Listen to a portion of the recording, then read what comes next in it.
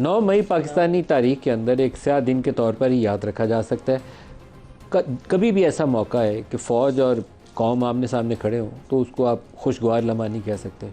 वो पाकिस्तान के लिए नुकसान का ही मौका होगा। जब पार्लिमान के ऊपर चढ़ाई की गई वो भी पाकिस्तान के लिए नुकसान का मौका था। जब सुप्रीम कोर्ट की स्टॉर्मिंग की गई वो भी पाकिस्तान के लिए नुकसान का और यौम स्याह था वो भी। और इसी तरीके से 9 मई जब GHQ ISI ऑफिसेज़ या कोर कमांडर के घर या एयर बेस अटैक हो रही हो तो वो भी यौम स्याह ही है। ये सारे यौम स्याह है। लेकिन कभी हमें पीछे मुड़कर देखना चाहिए कि हमारी किन पॉलिसियों की वजह से, किन हरकतों की वजह से कभी पार्लिमान पे चढ़ाई होती है, कभी PTV स्टेशन के ऊपर हमला होता है, कभी सुप्रीम कोर्ट में स्टॉर्मिंग होती है, मार्शल लॉ 4 लगे हैं। वो यौम स्याह हैं जिन्होंने मार्शल लॉ लगाए थे, वो दुरुस्त वाक़या तो नहीं है। यौम स्याह उन सारे मार्शल लॉ का भी मनाना चाहिए। जब वो PTV स्टेशन की दीवारें फलांग के या 2 जीपें आती हैं वज़ीर-ए-आज़म को पकड़ने के लिए, वो भी यौम स्याह होता है। तो क्या हमें इससे सीख के आगे बढ़ना चाहिए या आगे नहीं बढ़ना चाहिए? अफसोस के साथ हम इससे सीख नहीं रहे हैं।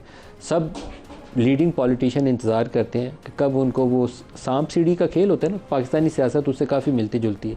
इंतज़ार करते हैं कि कब सीढ़ी लगेगी और हम वो ऊपर जाएंगे टॉप की मंजिल के ऊपर। और ऊपर जाते जाते कभी कभी वो सांप काट लेता है आगे से और वो जाके ज़मीन पर गिर जाते हैं। जब ज़मीन पर गिरते हैं तो फिर जमहूरियत याद आती है और फिर चीखो पुकार करते हैं। लेकिन जब वो सीढ़ी लग के ऊपर चढ़ रहे होते हैं फिर सारा कुछ जिंदाबाद सा बच्चा है। यही एक अफसोसनाक लम्हा है जो हमें किसी असूल की पासदारी करने ही नहीं देता। जो ऊपर चढ़ रहा होता है वो तो कहता है ठीक है, सारों को अंदर कर दो, मार दो, सिर्फ मुझे हुकूमत मिल रही है, सब अच्छा है। जिसको नीचे गिराया जाता है या गिर जाता है वो चीखो पुकार करता है। पाकिस्तानी कौम के साथ क्या हो रहा है, कोई रुल रहा है, किसी को रोटी मिल रही है, भूख अफलास है, कुछ है, किसी को कोई फ़िक्र नहीं है। ये एक अफसोसनाक लम्हा है। जमहूरियत के अंदर लोग 20-20, 25-25 साल कोशिश करते हैं, जिद्दोजहद करते हैं किसी कॉज़ की खातर। यहाँ कॉज़ कोई नहीं है। यहाँ मैं हूँ तो ठीक है, नहीं तो पाकिस्तान है या नहीं है, फ़र्क नहीं पड़ता।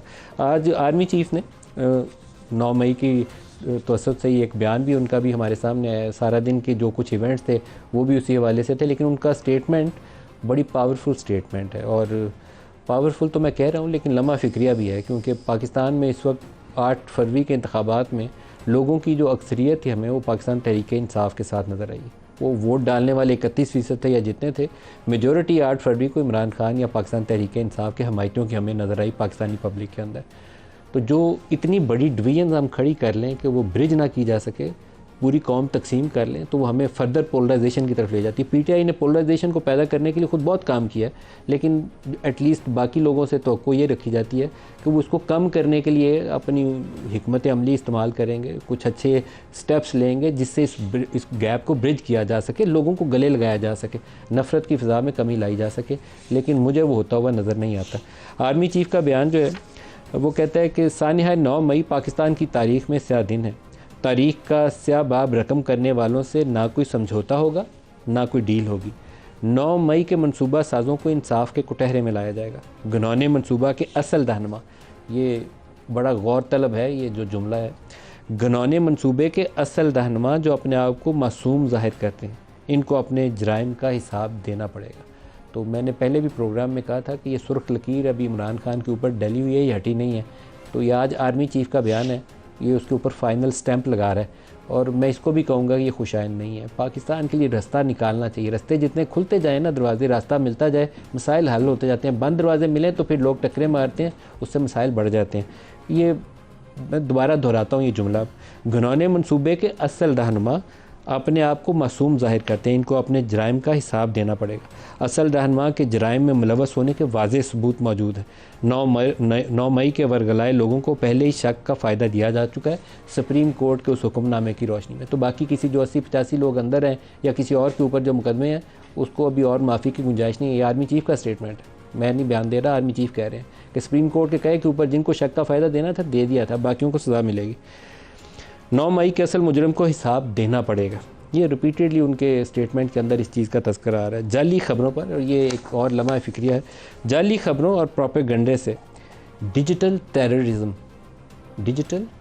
ये जो सोशल मीडिया के ऊपर, एक तो है सोशल मीडिया के ऊपर शरपसंदी की जाए, आर्मी चीफ़ की फैमिली की, इनकी बेटी की, इनकी एहलिया की, उनकी फैमिली हिस्ट्री छापी गई, उनका ट्रैवल रिकॉर्ड छापा गया, वो जिसने किया वो उसको डिजिटल दहशतगर्दी आप कहें।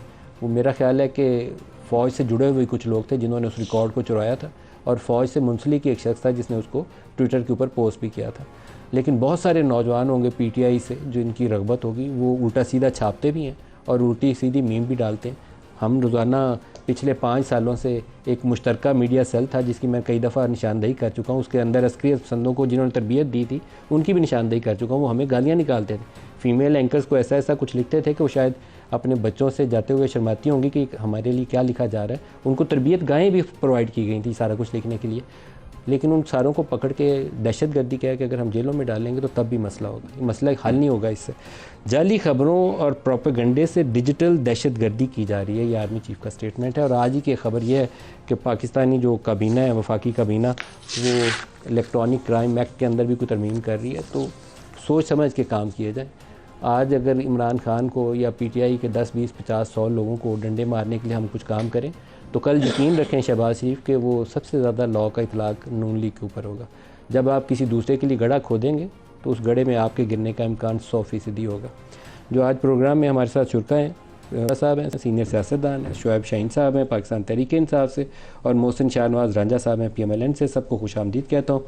फैसल वाडा साहब, जो आर्मी चीफ़ का बयान है, कम से कम उससे एक चीज़ तो मुझे तो जो समझ आती है कि वो इमरान खान फ़िलहाल जेल में ही है, बाहर आने का कोई इम्कान नहीं है। बहुत शुक्रिया मालिक साहब। देखिए मालिक साहब, मैं तो आपके शो पे बहुत दफ़ा बाकी शोज़ पे भी, लेकिन आपके शोज़ पे मुझे इन पर्टिकुलर बहुत क्लियरली याद है, काफ़ी महीनों से अब तो कहा था कि ना डील है ना ढील है, नंबर 1।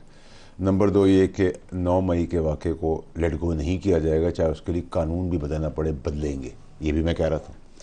और जो आज की स्टेटमेंट है उसमें जो आपने जो इंट्रोडक्शन में चीज़ें बताई, उसमें जो डिजिटल टेररिज्म का लफ्ज़ यूज़ हुआ है, तो डिजिटल टेररिज्म का मतलब ये है कि जो सलूक टेररिज्म के साथ होता है cross border with in the country, वही डिजिटल टेररिज्म के तहत वो उसी ज़ुमरे में उसी तरह ट्रीट किए जाएंगे जैसे आप आम टेररिस्ट को ट्रीट करते हैं। इसमें बड़ी क्लियर फाइन लाइन क्लियर हो गई। नंबर 2। नंबर 3 ये कि ये जो मौला झट की सियासत थी जो हमने पिछले 72 घंटे में भी देखी, जिसमें मैं बार बार कह रहा हूँ कि जो सियासत कर रहे हैं शुएब शाहीन साहब की पार्टी से, वो खड़े नहीं, वो बैठे नहीं, वो लेटे हुए हैं, और ऊपर नीचे दाएं बाएं हर जगह लेटे हुए हैं। लेकिन उन लेटने के दौरान भी जो वैनम और जो अग्रेशन या आग लगाने की बातें और तड़ियाँ और हम बाप से नहीं माफ़ी मांगेंगे, ये नहीं होगा, वो नहीं होगा, उसकी भी एक फ़ाइन लाइन और डेड लाइन अब आ चुकी है। अब जिसका जितना मैंडेट है, जितनी जो बात कर सकता है, वो चाहे सिर्फ पार्टी की हद तक हो या पार्टी के ज़ुमरे से बाहर भी, सबको अपनी अपनी हदों में रहना होगा। तो it is a direct and indirect message bye and large completely कि इसमें लाइंस बड़ी क्लियर है। 9 मई के वाक़े को आप लेट गो नहीं कर सकते। किसी दुनिया के अंदर आप CIA के साथ नहीं लड़ सकते। जिधर ऐसे इकदाम हुए उधर 24-24 घंटे, 48 घंटे और 30-30 दिनों में फैसले हो गए। थोड़ा नामनासिब शायद हो जाए, लेकिन आमतौर पर जब आपने किसी वो टाइटन दी न्यूज़ होता है ना, फंदा कसना हो किसी को, तो मुझे तो लगता है PTI के लिए उस तरह की सिचुएशन है। देखिए नदीम अली साहब, ये अगर आप और मैं भी करेंगे तो हमारे लिए भी है। तो जो ऐसा करेगा, चाहे वो किसी भी पार्टी का हो, और इसमें ऐसा नहीं है कि बाकी पार्टियों के लोग बरी जिम्मा हो जाएंगे, उसमें भी ऐसे टोला है शरारती, सबको सॉर्ट आउट करना चाहिए।